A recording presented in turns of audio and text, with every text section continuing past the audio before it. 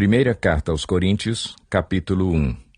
Paulo, chamado para ser apóstolo de Cristo Jesus pela vontade de Deus, e o irmão Sóstenes, à Igreja de Deus que está em Corinto, aos santificados em Cristo Jesus e chamados para serem santos, juntamente com todos os que, em toda parte, invocam o nome de nosso Senhor Jesus Cristo, Senhor deles e nosso. A vocês, graça e paz da parte de Deus nosso Pai e do Senhor Jesus Cristo. Sempre dou graças a meu Deus por vocês, por causa da graça que lhes foi dada por Ele em Cristo Jesus.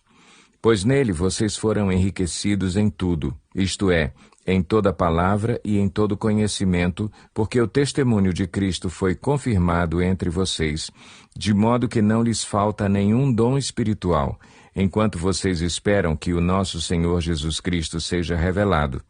Ele os manterá firmes até o fim, de modo que vocês serão irrepreensíveis no dia de nosso Senhor Jesus Cristo. Fiel é Deus, o qual os chamou à comunhão com seu Filho Jesus Cristo, nosso Senhor. Irmãos, em nome de nosso Senhor Jesus Cristo, suplico a todos vocês que concordem uns com os outros no que falam, para que não haja divisões entre vocês, antes que todos estejam unidos num só pensamento e num só parecer. Meus irmãos, fui informado por alguns da casa de Cloe de que há divisões entre vocês. Com isso, quero dizer que algum de vocês afirma: eu sou de Paulo, ou eu sou de Apolo, ou eu sou de Pedro, ou ainda, eu sou de Cristo. Acaso Cristo está dividido? Foi Paulo crucificado em favor de vocês? Foram vocês batizados em nome de Paulo? Dou graças a Deus por não ter batizado nenhum de vocês, exceto Crispo e Gaio, de modo que ninguém pode dizer que foi batizado em meu nome. Batizei também os da casa de Estéfanas. Além destes, não me lembro se batizei alguém mais. Pois Cristo não me enviou para batizar, mas para pregar o Evangelho, não porém com palavras de sabedoria humana, para que a cruz de Cristo não seja esvaziada. Pois a mensagem da cruz é loucura para os que estão perecendo, mas para nós que estamos sendo salvos é o poder de Deus. Pois está escrito: destruirei a sabedoria dos sábios e rejeitarei a inteligência dos inteligentes. Onde está o sábio? Onde está o erudito? Onde está o questionador desta era? Acaso não tornou Deus louca a sabedoria deste mundo? Visto que, na sabedoria de Deus, o mundo não o conheceu por meio da sabedoria humana, agradou a Deus salvar aqueles que creem por meio da loucura da pregação. Os judeus pedem sinais miraculosos, e os gregos procuram sabedoria. Nós, porém, pregamos a Cristo crucificado, o qual, de fato, é escândalo para os judeus e loucura para os gentios, mas para os que foram chamados, tanto judeus como gregos, Cristo é o poder de Deus e a sabedoria de Deus, porque a loucura de Deus é mais sábia que a sabedoria humana, e a fraqueza de Deus é mais forte que a força do homem. Irmãos, pensem no que vocês eram quando foram chamados. Poucos eram sábios segundo os padrões humanos, poucos eram poderosos, poucos eram de nobre nascimento. Mas Deus escolheu o que para o mundo é loucura para envergonhar os sábios, e escolheu o que para o mundo é fraqueza para envergonhar o que é forte. Ele escolheu o que para o mundo é insignificante, desprezado e o que nada é, para reduzir a nada o que é, a fim de que ninguém se vanglorie diante dele. É, porém, por iniciativa dele que vocês estão em Cristo Jesus, o qual se tornou sabedoria de Deus para nós, isto é, justiça, santidade e redenção, para que, como está escrito, quem se gloriar, glorie-se no Senhor. Capítulo 2. Eu mesmo, irmãos, quando estive entre vocês, não fui com discurso eloquente, nem com muita sabedoria para lhes proclamar o mistério de Deus, pois decidi nada saber entre vocês, a não ser Jesus Cristo e este crucificado.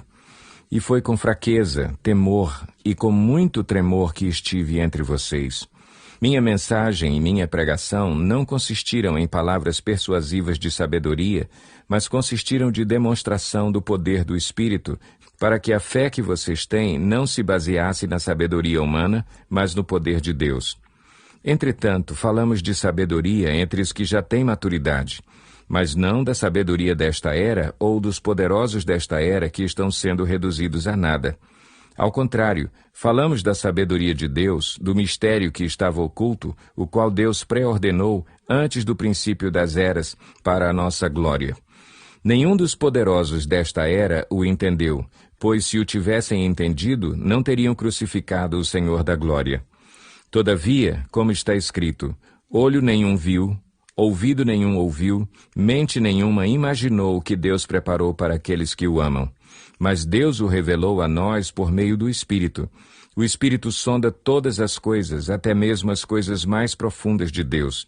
Pois quem conhece os pensamentos do homem, a não ser o Espírito do homem que nele está?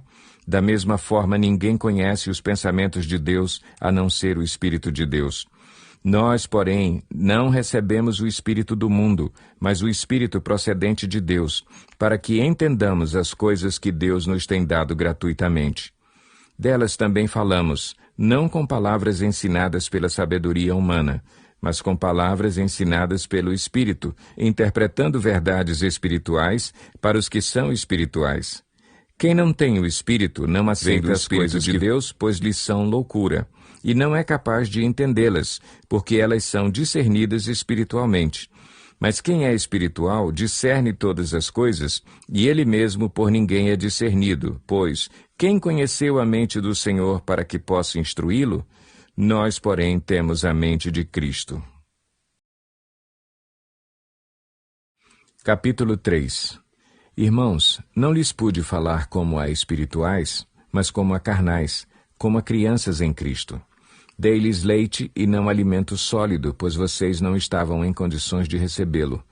De fato, vocês ainda não estão em condições, porque ainda são carnais.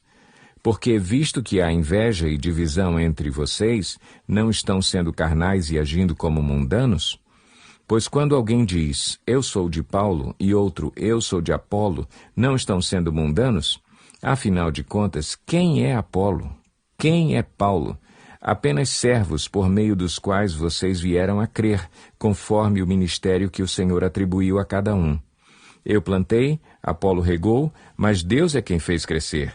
De modo que nem o que planta, nem o que rega são alguma coisa, mas unicamente Deus que efetua o crescimento. O que planta e o que rega têm um só propósito, e cada um será recompensado de acordo com o seu próprio trabalho. Pois nós somos cooperadores de Deus, vocês são lavoura de Deus e edifício de Deus. Conforme a graça de Deus que me foi concedida, eu, como sábio construtor, lancei o alicerce, e outro está construindo sobre ele. Contudo, veja cada um como constrói. Porque ninguém pode colocar outro alicerce além do que já está posto, que é Jesus Cristo. Se alguém constrói sobre esse alicerce usando ouro, prata, pedras preciosas, madeira, feno ou palha, sua obra será mostrada, porque o dia a trará à luz, pois será revelado pelo fogo, que provará a qualidade da obra de cada um. Se o que alguém construiu permanecer, esse receberá recompensa. Se o que alguém construiu se queimar, esse sofrerá prejuízo. Contudo, será salvo como alguém que escapa através do fogo. Não sabem que são o santuário de Deus e que o Espírito de Deus habita em vocês? Se alguém destruir o santuário de Deus, Deus o destruirá, pois o santuário de Deus, que são vocês, é sagrado. Não se enganem. Se algum de vocês pensa que é sábio segundo os padrões desta era, deve tornar-se louco para que se torne sábio. Porque a sabedoria deste mundo é loucura aos olhos de Deus. Pois está escrito, ele apanha os sábios na astúcia deles, e também o Senhor conhece os pensamentos dos sábios e sabe como são fúteis. Portanto, ninguém se glorie em homens, porque todas as coisas são de vocês. Seja Paulo, seja Apolo, seja Pedro, seja o mundo, a vida, a morte, o presente ou o futuro, tudo é de vocês, e vocês são de Cristo, e Cristo de Deus. Capítulo 4. Portanto, que todos nos considerem como servos de Cristo e encarregados dos mistérios de Deus. O que se requer destes encarregados é que sejam fiéis. Pouco me importa ser julgado por vocês ou por qualquer tribunal humano. De fato, nem eu julgo a mim mesmo. Embora em nada minha consciência me acuse, nem por isso justifico a mim mesmo.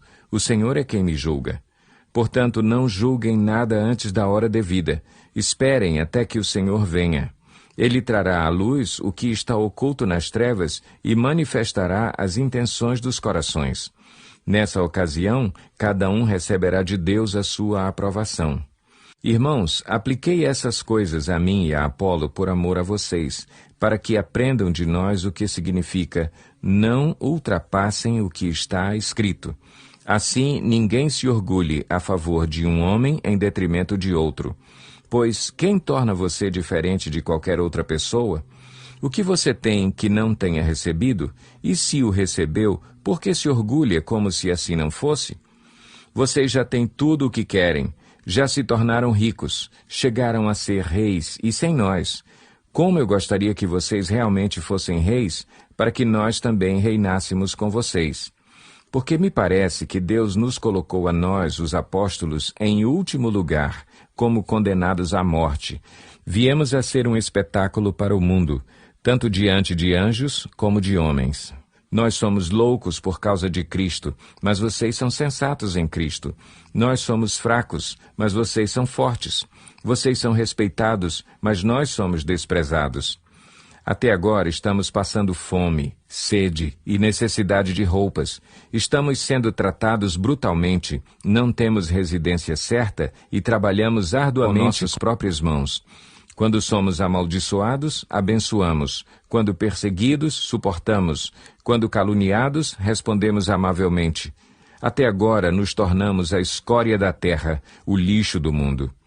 Não estou tentando envergonhá-los ao escrever estas coisas, mas procuro adverti-los como a meus filhos amados. Embora possam ter 10.000 tutores em Cristo, vocês não têm muitos pais, pois em Cristo Jesus eu mesmo os gerei por meio do Evangelho.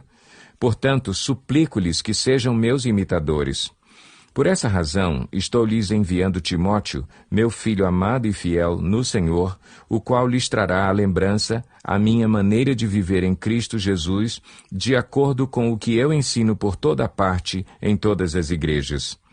Alguns de vocês se tornaram arrogantes, como se eu não fosse mais visitá-los. Mas irei muito em breve, se o Senhor permitir. Então saberei não apenas o que estão falando esses arrogantes, mas que poder eles têm. Pois o reino de Deus não consiste em palavras, mas em poder. Que é que vocês querem? Devo ir a vocês com vara ou com amor e espírito de mansidão?